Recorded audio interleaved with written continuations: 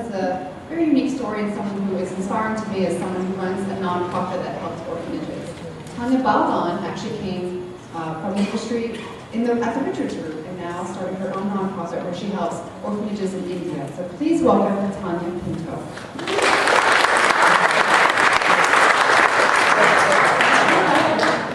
Thank you.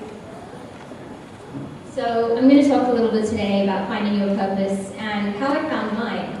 And I know a lot of people think, what's the meaning of my life? But as this cartoon says, make it quick, Guru, I've got an important meeting in half an hour. Actually, determining the purpose of your life is not something that people spend a lot of time doing, or as much time as I think that they could do. And this is just a little bit about my story. So here I am, River Ganges in the Himalayas. I am of Indian descent, but actually, I'm an Indian girl who's never lived in India. My dad was in the travel industry and I've grown up all over the world, but never lived in India. Came to Dallas 13 years ago, immigrated, and decided that I wanted to learn more about my country. And I knew that India had a lot of problems. Over 18 million street children, 25 million orphans, and my grandfather had been an orphan in India. He died before I was born, and I decided I wanted to go to India, not just to see the Taj Mahal, but to actually go and volunteer at an orphanage. And it was an experience that changed my life. When I was in India, I went to a town called Darjeeling, and this little boy came up to me and he was begging, and his name was Shonam, and he asked me, what my name was, and I said, do you want something to eat or drink? And he said, yes, I'd like something to drink. And I said, what would you like? And he said, black coffee.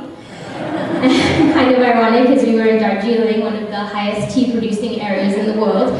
But I bought him his black coffee and some food, and he told me about his life and how his father had run away. His mother was ill, and he would spend his days begging for food and for money. And he was so smart, and so, this cynical little old man in this 8-year-old body, and I thought, wow, what could he be if he had had the chance to go to school? And right there, I started to find my purpose. And when I was working at the orphanage, it was Mother Teresa's orphanage, there was a quote on the wall, and if you remember anything from my presentation, I'd like you to remember this, which is, she said, if you can't feed 100 people, feed just one. And I thought, well, I can't do anything about 18 million street children or 25 million orphans, but I could feed Shonam, and maybe I could put one child in school. And so I developed a charity right here in Dallas called Baal, which means donation to children. And I just started to raise money from family, friends, and co-workers. And it's a very simple model. I raise money, I go to India, I travel around, I find grassroots organizations that need help, and I help them with whatever they need. Whether it's building toilets, providing school books, blankets, whatever it is, I just give them what they need. And it's very transparent. I make videos, and I put them on YouTube, and I raise money entirely through word of mouth. And primarily I help children, vulnerable children, with feeding programs, supplies, and education. And here are a few things that we've done. This was a railway shelter for street children in Calcutta. This was where they were living before. I went in and we refurbished the whole thing, provided new toilets, and I'm proud to say a few years later, all these children that were runaways and on the streets are now in homes and at school and doing well.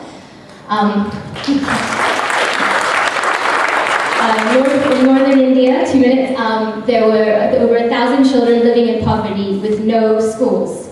And I partnered with a local grassroots project called Project Mala. We got land donated, and we built a school for 150 kids. This is the school today. The school also has a medical clinic and a creche and a preschool, which we just started, and my charity provided everything that you see. The desks, the chairs, the uniforms, the books, the library, everything that you see. And I work a lot with orphanages, that's my passion, and these little kids in Hyderabad, thanks to Baldan, have new sinks and toilets, and we funded them fully for 4 years until now they're actually sustainable and have local donors. And the thing I'm most proud of is taking kids who are on the streets and in the slums and putting them in school, because I believe education is the only way to break the cycle of poverty. And I took 26 little girls from the slums in Calcutta and sent them to the best private school in the area and paid all their school fees, and they're still in school.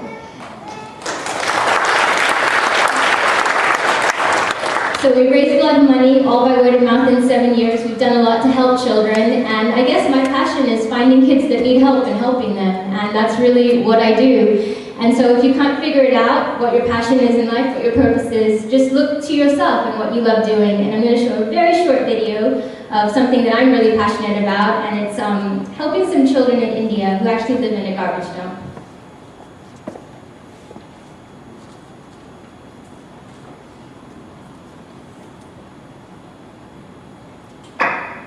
We've done everything from another census, we brought around the doctor, we've given medical supplies, we set up a school, a Baal school here in the slum.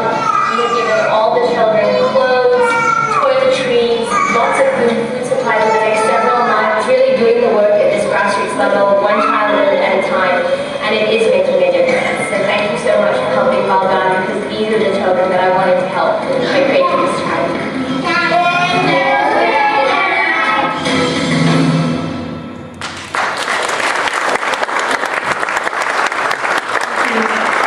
I just want to say something else.